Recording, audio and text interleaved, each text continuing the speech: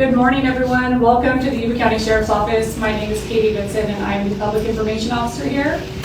First, I would like to introduce who we have here from the other agencies that assisted in this operation.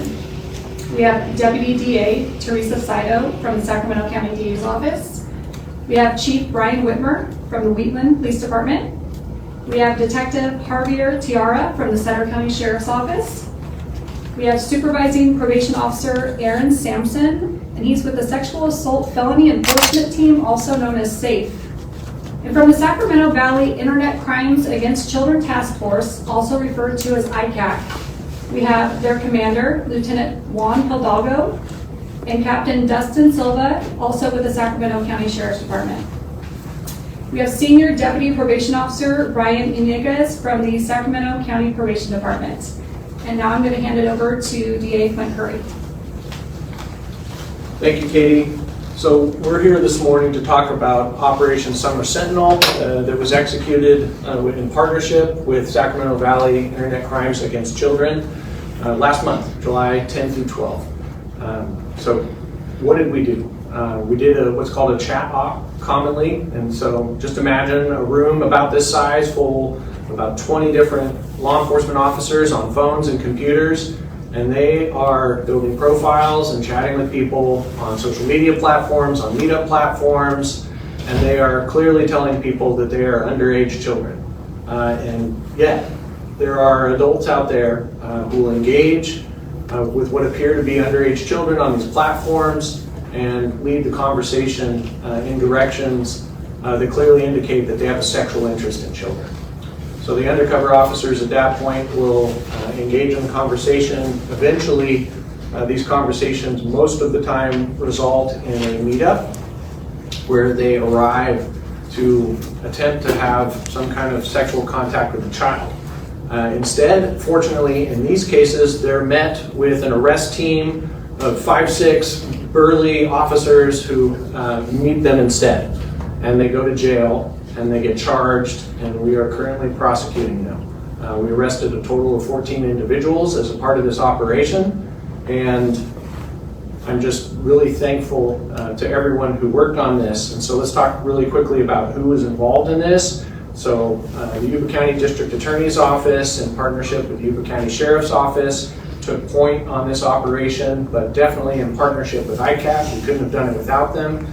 And then being a smaller jurisdiction, we don't have the resources to put 50 law enforcement officers together a day to do something like this, because that's what it takes. It takes 40 to 50 officers a day to pull off an op like this. So everyone that's a member of that ICAC task force sends personnel, and we've got so much support from, we have a slide listing all the badges of all the agencies, but you're talking local, sheriffs, police departments, state, homeland security, FBI, so federal, state, local, everybody working together to make sure that there's at least a few less child predators out there online looking for your children. To the men and women who worked on this operation, I want to say thank you, because it's not agencies that conduct these operations, it's individuals. And while most of us are home with our kids in the evenings or on the days of these operations, these men and women were working through what was a terrible heat wave late into the night, seeing some of the most disgusting things that you can see and hearing some of the most disgusting things you can hear, and we're there to catch these predators. So they went into the darkness to find these predators, and they drug them into the light, and 14 are no longer on the street.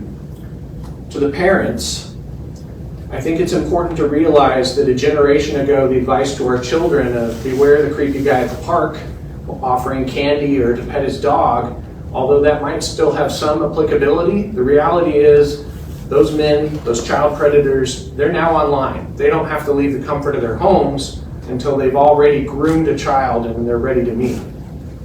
So you need to know what's on their phone, what kind of communication apps are they using, what are the content of those communications. You've got to monitor if you're a parent in this day and age. And then also don't forget gaming applications. We definitely have intelligence that suggests that These men are trying to go where the children are, which includes gaming applications. So bottom line, the parks are a lot safer today because child predators are looking online for their victims. Finally, to the child predators, there's nowhere that you can hide. Not online, not in our communities. We will go into the darkness, we will find you, we will drag you into the light, and we will prosecute you to the full extent of the law. And with that, Sheriff Wendell Anderson has some remarks. Thank you.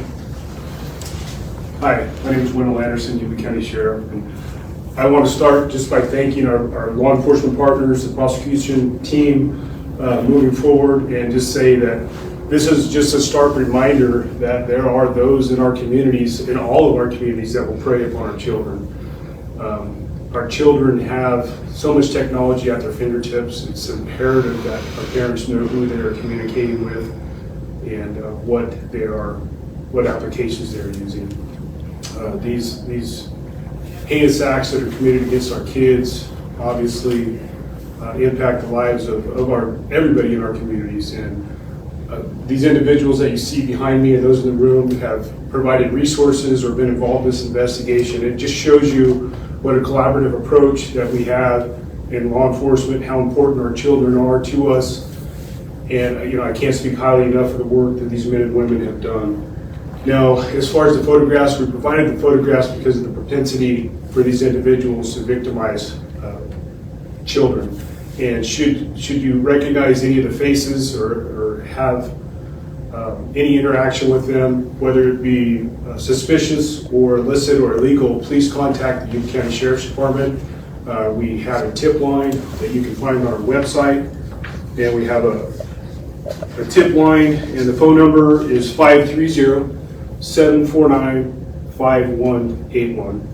And I'm going to keep it short, and I just want to reiterate that these people are everywhere, and they don't always look like what you would expect them to look like. So it could be anyone. Know who your children are communicating with, and when you can control it, who they're talking to on the phones, the different apps that they use. And again, the ICAC team, thank you so much, our district attorney's office, and all those that help protect our children. Can't speak highly enough of them. And for the predators out there, you will be held accountable for your heinous acts. And there's nowhere that you can hide. We will find you. We need to do this more frequently. And I think that the ICAC team is the tip of the spear with this. And we do appreciate you. And regardless of your background, regardless of your beliefs, your political affiliation, this is nonpartisan. This is our children. It's the future of our nation, and we have to protect them. So, thank you. We'll now open it up for any questioning. Do you guys have any questions for anyone up here? Can you talk about what platforms that were used on the internet, if there are specific games or social media sites that parents should be on the lookout for? Honestly, I think there's another dozen or so every day, so it's impossible to give you a concise list of all the different apps that are being used. Basically, wherever children are online, you're going to find these guys. And so I would probably be remiss trying to name some of them. I'm sure some of our ICAC experts could give you a few, but I mean, just anywhere your child has access to a chat feature, and especially if they have access to sending and receiving photos, they're out there, and so you just have to be aware. Yeah, I don't think we're going to put out the exact platforms that we're on, but like you said, it's out there. It's every platform where children can be talked to or spoken to. They can't hear you. Sorry. It's again, we're not going to put out the platform, but it's a variety of different platforms. Any gaming platforms that kids use. The more popular platforms, I mean, it is everywhere. It's imperative, like they said, that parents look out for their kids, make sure that they're kind of monitoring what their kids are doing, who they're talking to. We get a lot of people that pose as young children, trying to groom and trying to talk to kids. And again, I don't know if it was mentioned, this operation was focusing on children, so 13 years of age and under.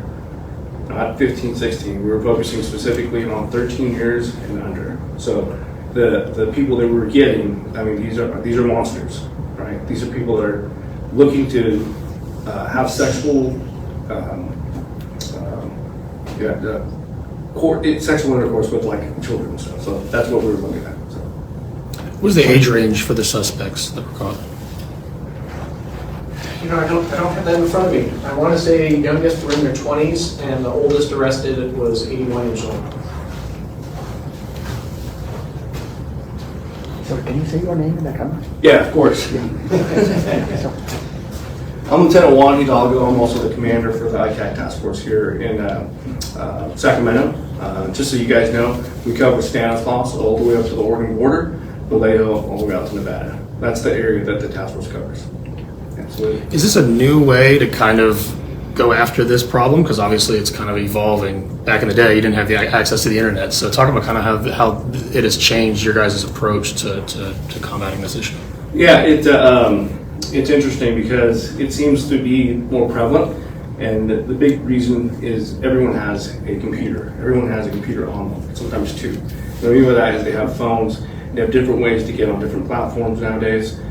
Children at a younger age are able to get on and use some of these platforms, right? So I think that it's always been there. It's just easier for these people to have access to children.